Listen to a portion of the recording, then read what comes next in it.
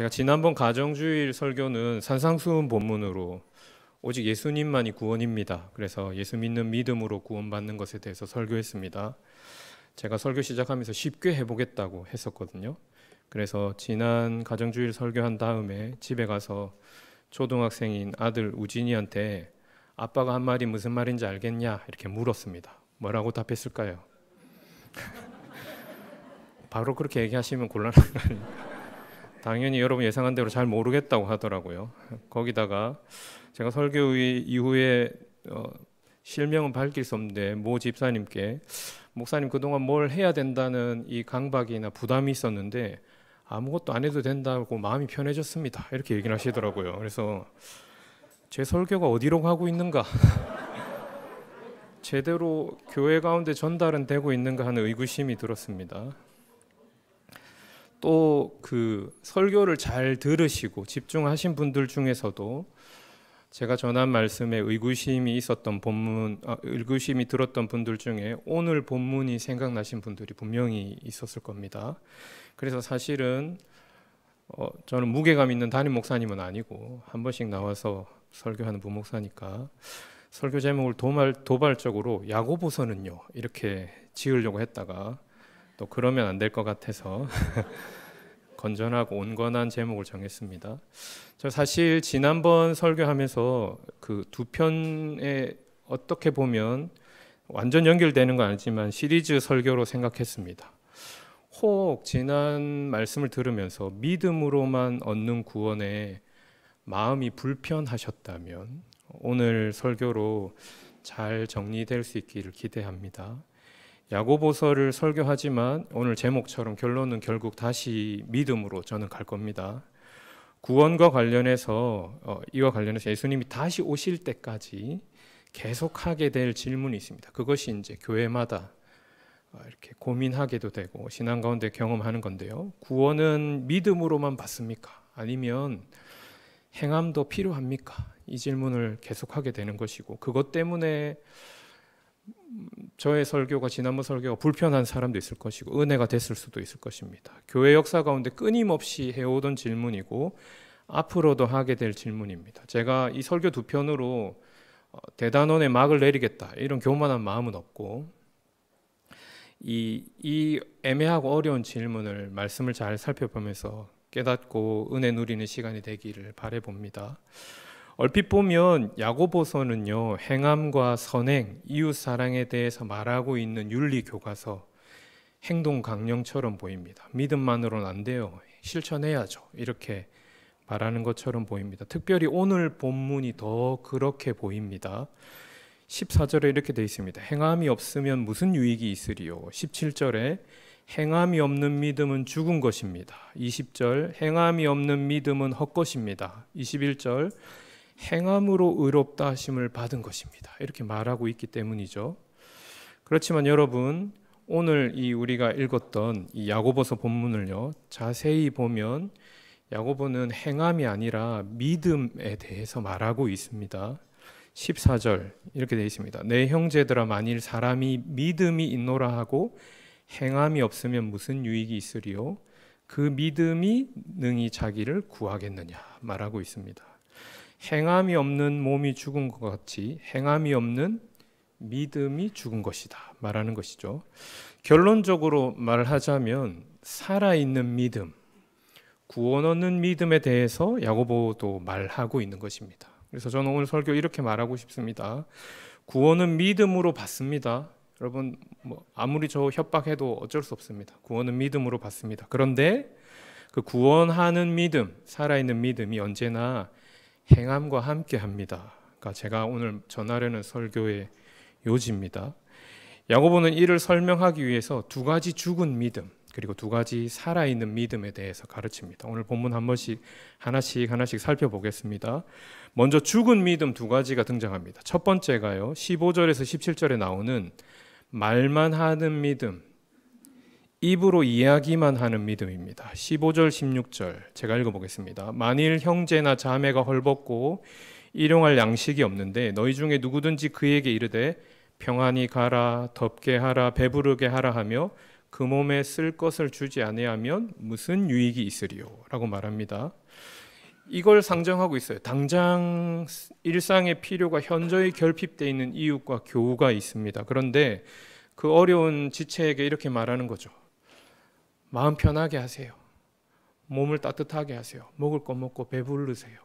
배고픔을 해결하세요. 이 문장 자체는 굉장히 경건하고 복된 말입니다. 그를 향한 진심이 있을지 모르죠. 그런데 그를 말을 하는 그 사람의 마음속에 그 당장 굶고 있는 사람의 필요를 채울 진심, 사랑, 행동은 그 안에 있지 않다는 걸 꼬집고 있습니다. 그러면서 그 사람이 이렇게 말하는 거죠. 나 이런 얘기하고 있습니다. 나 어려운 사람의 형편에 대해서 코멘트도 하고 이야기도 하고 그런 것을 말하고 있습니다. 그러니 나에게 무엇이 있다고요? 믿음이 있습니다. 이렇게 말하는 거죠. 그걸 두고 야고보가 17절에 이렇게 말합니다. 말만 하지 행동이 전혀 없는 믿음이 죽은 믿음입니다. 라고 말합니다. 두 번째 죽은 믿음이 등장합니다. 19절 20절에 지식만 있는 믿음, 머리로만 아는 믿음입니다. 19절 네가 하나님은 한 분이신 줄 믿느냐? 잘 아는도다 귀신들도 믿고 떠느니라. 하나님에 대한 지식이 있습니다. 그것도 온전하고 풍성한 지식도 아니에요. 야고보가 이렇게 멱살을 잡고 막 흔들고 있죠. 하나님 한 분이고 유일하신 분인 것은 귀신들도 알고 교회 밖에 있는 사람들도 이 기독교 신앙을 가지고 있는 사람이 그만한 정도의 내용은 다 알고 있는 걸 가지고 내가 이걸 알고 있으니까 믿음이 있다고 과시하는 것입니다. 여러분, 유일하신 하나님은요, 유대교 또 히브리 민족들에게 굉장히 익숙한 내용입니다. 유대교 신조로 하루에 2번씩 암송하던 쉐마 이스라엘, 들으라 이스라엘의 내용에 이렇게 나오죠. 이스라엘아 들으라, 우리 하나님 여호와는 오직 유일하신 여호와시다. 이렇게 얘기하는 거죠. 근데 이 들으라 이스라엘의 말씀의 요지는 뭐냐면요, 유일하신 여호와를 사랑해라. 어떻게 해요? 그의 계명을 지킴으로 그를 사랑하라 라고 말씀하시는 겁니다. 그런데 오늘 이 두 번째 거짓 믿음, 죽어있는 믿음 가진 사람이 뭐라고 말합니까? 나 유일하신 하나님 있는 거 압니다. 그거 내가 알고 있어요. 그거 가지고 믿음을 이야기하는 겁니다. 지식만 있지 삶과 선행은 도무지 없는 믿음을 야고보가 20절에 헛된 믿음입니다 라고 말하고 있습니다. 정리하면 이렇게 됩니다. 여러분, 행함이 없는 멋진 담론, 실천이 없는 뛰어난 이해, 삶이 없는 시대를 거스르고 때로는 시대를 앞서가는 의식을 가지고 있다고 하더라도 그것을 참 믿음이라고 하지 않는다는 거예요. 다른 데서는 안 하는 이야기를 우리는 합니다. 다른 데는 모르는데 우리는 알고 있어요. 우리는 다 그런 의식이 없는데 그런 것을 공유하고 있습니다. 그걸 가지고 살아있는 믿음이라고 하지 않는다는 적나라한 현실을 야고보서가 꼬집고 있는 겁니다. 그걸 두고 그건 죽은 믿음입니다. 그건 헛된 믿음입니다 라고 말하는 것입니다. 그러면 도대체 살아있는 믿음은 무엇일까요? 그것이 오늘 본문의 두 가지로 등장합니다. 첫 번째가 아브라함의 믿음이고 두 번째가 이제 라합의 믿음입니다. 사실 제일 애매하고 어려운 부분이 바로 아브라함의 믿음을 설명한 오늘 본문의 21절부터 24절 말씀입니다. 21절에 야고보가 아브라함이 이삭을 바치는 행함으로 의롭다 하심을 받았고 그 행함으로 믿음이 온전해졌다고 말하거든요. 21절, 24절에 이렇게 되어 있습니다. 제가 읽어보겠습니다. 우리 조상 아브라함이 그 아들 이삭을 제단에 바칠 때에 행함으로 의롭다 하심을 받은 것이 아니냐. 24절, 이로 보건대 사람이 행함으로 의롭다 하심을 받고 믿음으로만은 아니니라. 이렇게 얘기하고 있잖아요. 여러분, 이 말씀을 딱 들으면 뭐가 떠오릅니까? 아브라함에 대한 바울의 이야기와 상반되는 것처럼 보입니다. 로마서에서 사도 바울은 그렇게 얘기하지 않았는데요. 어떻게 얘기했을까요? 제가 이제 성경 찾는 시간을 좀 줄이려고 자막을 부탁드렸습니다. 자, 우리 같이 한번 읽어보겠습니다. 보이시죠? 시작. 만일 아브라함이 행위로서 의롭다 하심을 받았으면 자랑할 것이 있으려니와 하나님 없느니라. 성경이 무엇을 말하느냐? 아브라함이 하나님을 믿음에 그것이 그에게 의로 여겨진 바 되었느니라. 아멘. 강조하려고 저렇게 자른 거 아닙니다. 제가 쓰다 보니까 이렇게 된 건데, 이상하잖아요. 야고보서에는 행함으로 의롭다 하고 바울은 행함으로 의롭다 한 게 아니랍니다. 바울은 행위가 필요 없다고 말하고 야고보는 행함 없이는 안 된다고 말하는 것처럼 보입니다. 하지만 로마서와 야고보서는요, 서로 다른 맥락에서 아브라함 이야기를 하고 있습니다. 바울은요, 믿음하고 행위를 대조시켜요. 그래서 여러분, 행함이 아니라 믿음으로 구원받습니다. 그걸 가르칩니다. 그럼 야고보서는 뭘 가르칩니까? 제가 아까 말했던 것처럼 여러 믿음이 있습니다. 죽은 믿음, 헛된 믿음, 살아있는 믿음, 구원하는 믿음이 있습니다. 그 가운데 어떤 믿음이 참 믿음인지, 살아있는 믿음인지를 가르치는 겁니다. 바울과 야고보가 충돌하는 게 아니라요, 오히려 이 둘을 통해서 구원의 진리가 더 풍성하게 드러납니다. 사실요, 그리고 둘 다 아브라함을 말하고 있지만 지금 바울과 야고보가 전혀 다른 시점에 아브라함을 말하고 있습니다. 야고보는 어떤 아브라함을 말합니까? 자기 아들 이삭을 제물로 바쳤을 때, 창세기 22장을 두고 말하고 있습니다. 그런데 바울은요, 아브라함이 아브람이었을 때 하나님과 언약 맺을 당시를 말하고 있습니다. 하나님이 아브라함에게 나타나셔서 자기를 보여주시면서 약속하세요. 내가 너의 상급이고 내가 너의 방패고 내가 너에게 자녀를 주어서 네 자손을 하늘의 별과 같이 바다의 모래와 같이 많게 해주겠다. 그 약속을 하십니다. 자기한테 지금 아무것도 없어요. 아내도 나이가 들었고 자기도 자식이 없는 지 오래됐습니다. 그런데 아브라함이 하나님 주신 약속을 어떻게 합니까? 믿습니다. 약속을 믿습니다. 바로 그 하나님 주신 약속을 믿을 때를 사도 바울이 말하고 있는 겁니다. 창세기 15장 6절입니다. 자막 띄워주시면 우리 같이 한번 읽어보겠습니다. 시작. 아브라함이 여호와를 믿으니 여호와께서 그 일을 그의 의로 여기시고. 아멘. 하나님의 약속을 믿습니다. 더 선명하게는요, 약속을 지키신 신실하신 하나님을 믿어요, 아브라함이. 그래서 그 믿는 믿음을 보시고 하나님이 그를 의롭다고 말씀해 주셨습니다. 그런데요, 아브라함 일생을 우리가 알지 않습니까? 하나님을 믿은 그 아브라함의 믿음이요, 추상적인 관념, 지식, 이해에 머물러 있지 않았어요. 그 믿음이 무엇으로 드러났습니까? 순종과 행동이라는 결실로 드러났습니다. 그걸 바울과 야고보가 함께 가르치고 있는 겁니다. 성경 한 구절 더 읽어보겠습니다. 창세기 22장 11절부터 12절입니다. 시작. 여호와의 사자가 하늘에서부터 그를 불러 이르시되 아브라함아 아브라함아 하시는지라. 아브라함이 이르되 내가 여기 있나이다 하매 사자가 이르시되 그 아이에게 내 손을 대지 말라. 그에게 아무 일도 하지 말라. 내가 내 아들 독자까지도 내게 아끼지 아니하였으니 내가 이제야 네가 하나님 경외하는 줄을 아노라. 아멘. 지난번에 제가 이름 2번 부르는 것 얘기하면서 이 본문 얘기한 적이 있습니다. 하나님이요, 아브라함의 믿음을 이삭을 바칠 때가 돼서야 알게 되신 겁니까? 아닙니다. 얘가 긴가민가 해서 이삭 바치는 거 보고 나서 결론 내리려고 하게 하신 겁니까? 아닙니다. 이미 아브람이었을 때 아브라함이 하나님의 약속을, 신실하신 하나님 믿는 걸 하나님 아셨습니다. 그런데 22장에 통해서 22장 이 이삭을 바치는 사건을 통해서 그 아브라함 속에 있는 믿음이 이렇게 바깥으로 확 드러나고 보여지게 된 것입니다.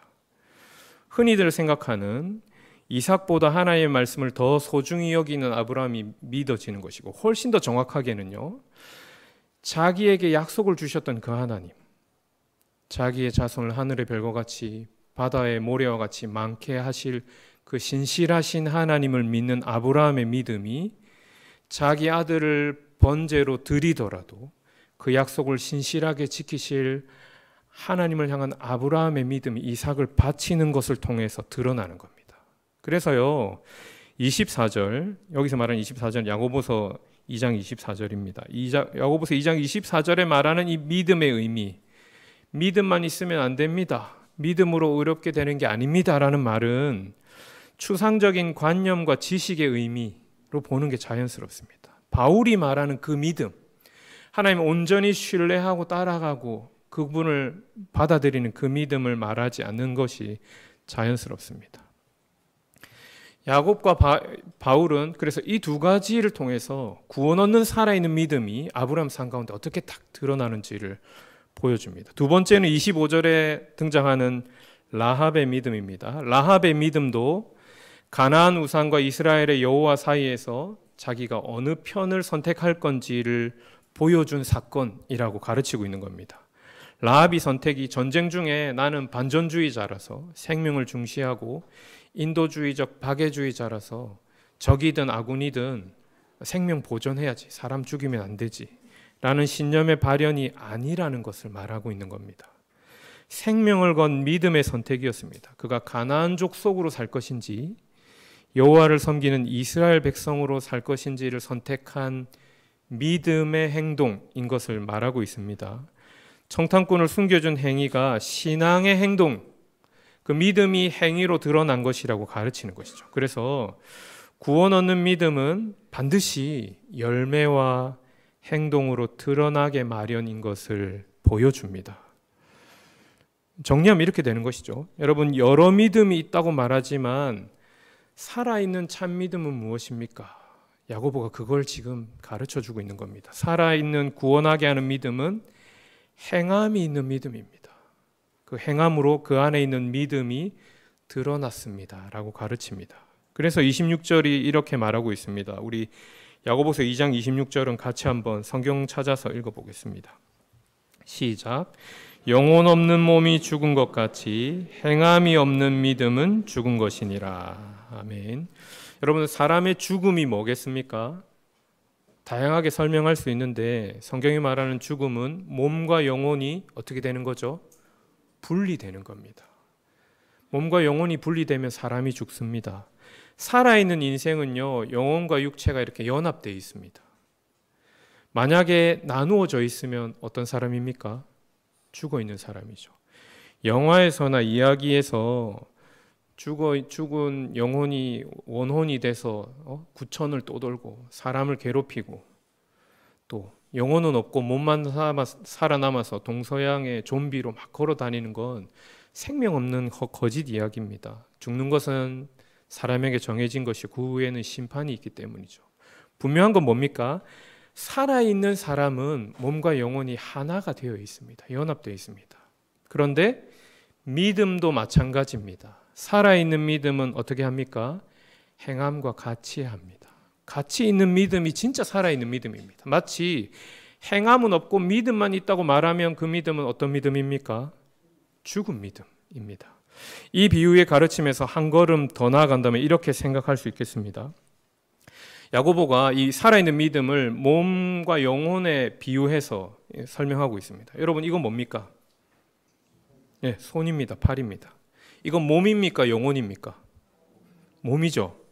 이거 헷갈리면 곤란합니다. 이 정도는 아시겠죠? 그죠? 살아있는 사람에게 몸과 영혼은 하나로 되어 있습니다. 이렇게 끊을 수 없어요. 그렇지만 이걸 보고 우리가 영혼이라고는 하진 않습니다. 구분은 할 수 있다는 말입니다. 온전히 연합되어 있지만 구분할 수는 있습니다. 이렇게 이렇게 수학적으로 착 나누듯이 자를 수는 없지만요. 몸과 영혼을 같다고는 하지 않습니다. 우리가 살아있는 사람에게 몸과 영혼이 연합되어 있지만 구분은 가능하다는 말입니다. 그래서요, 믿음과 행위를 혼합하거나 혼돈해서는 안 됩니다. 믿음만으로는 구원받을 수 없다고 가르치는 의도는 너무나 잘 알겠습니다. 믿기만 하고 아까 거짓말처럼 거짓 믿음처럼 죽어있는 믿음처럼 믿는다고 하고 말만 하고 머리로 알기만 하고 행동으로 드러나지 않거든요. 그렇다고 해서 믿음만으로 부족하다고 말한다면 이건 이제 어렵고 힘들어지는 문제를 혼란을 가져오게 되는 것입니다. 18절에 야고보가 이렇게 말합니다. 어떤 사람은 말하기를 너는 믿음이 있고 나는 행함이 있으니 행함 없는 내 믿음을 내게 보이라. 나는 행함으로 내 무엇을 보입니까? 믿음을 내게 보이리라 말씀하십니다. 여러분, 그러면 우리가 어떻게 해야 되겠습니까?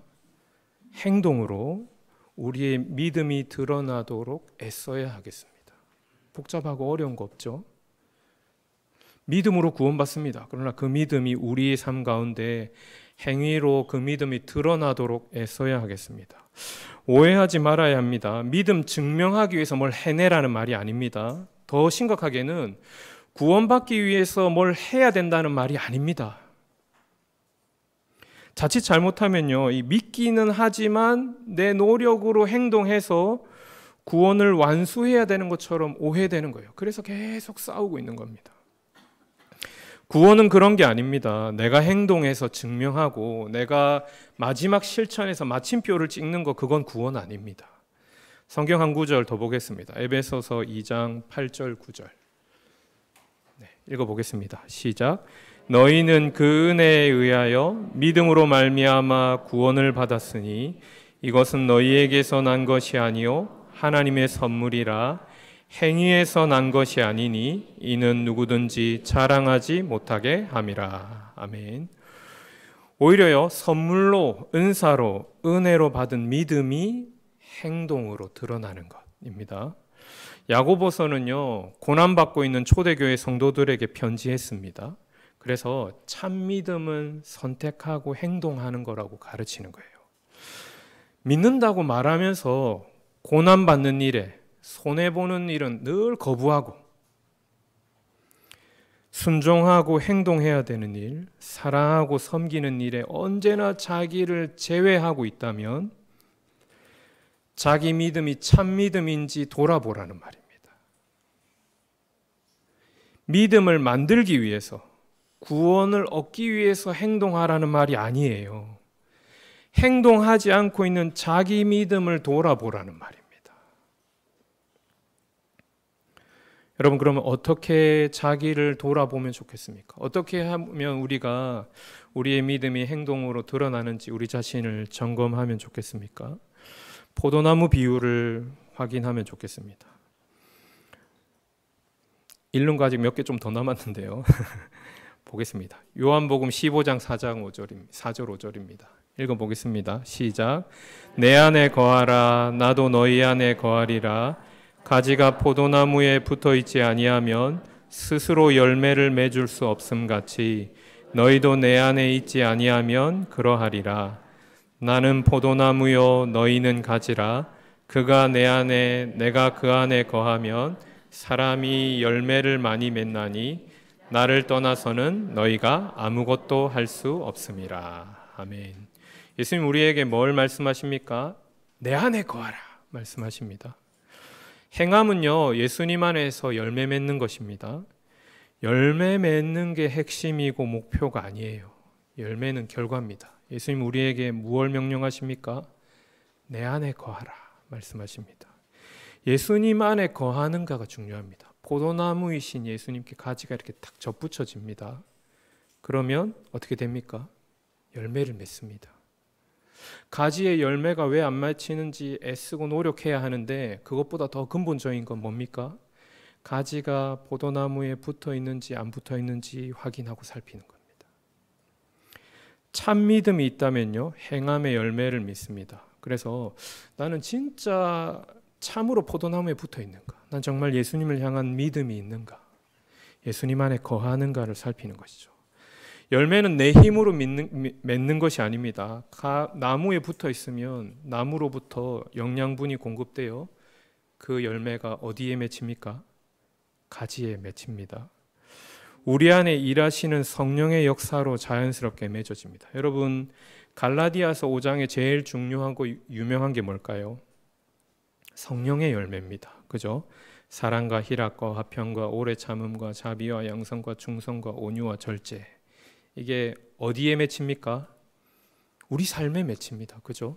우리가 사랑하고 기뻐하고 화평하고 이웃을 참고 자비하고 양선하고 충성하고 온유하고 절제합니다. 이 일을 그냥 되지 않고 하나님 우리에게 명령하신 것처럼 애쓰고 노력하고 자기를 부인하고 우리의 마음을 다할 때 우리의 삶 가운데 열매가 맺힙니다. 그런데 갈라디아서 5장에서 이 열매를 무슨 열매라고 부릅니까?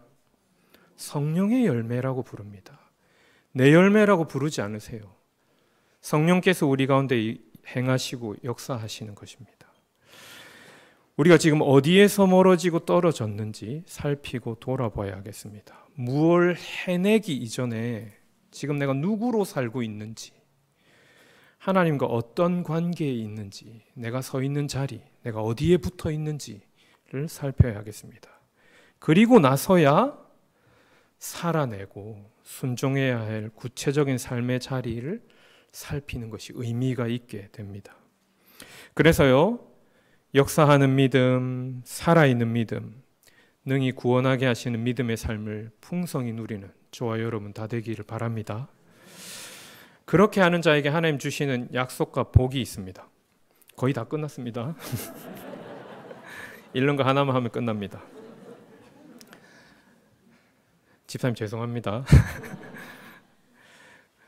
하나님 주시는 약속과 복이 있습니다. 하이델베르그 요리문답이 우리에게 왜 선을 행해야 되는지, 왜 실천하고 행동해야 되는지를 묻는데 그 질문에 대한 답에서 그렇게 순종하는 자에게 주신 하나님의 유익을 알려주십니다. 86문 보이시죠? 우리 같이 한번 읽어보겠습니다. 시작. 우리가 우리의 노력에 의해서가 아니라 그리스도를 통하여 하나님의 은혜로 우리의 비참한 상태로부터 구원을 받았다면 왜 우리는 선한 삶을 살아야 합니까? 이 무슨 뜻이냐면요, 우리가 행동한 거 아니고 하나님 은혜로 구원받았다면 굳이 우리가 선을 행할 필요가 있습니까? 어차피 은혜로 받았는데. 이걸 말하는 겁니다. 답이 뭘까요? 저는 이제 지워주셔도 됩니다. 글이 가려지니까. 자, 한 단락씩 읽어보겠습니다. 시작. 그의 피로 우리를 구속하신 그리스도께서는 또한 그의 성령을 따라 우리를 그의 형상으로 회복하십니다. 여러분,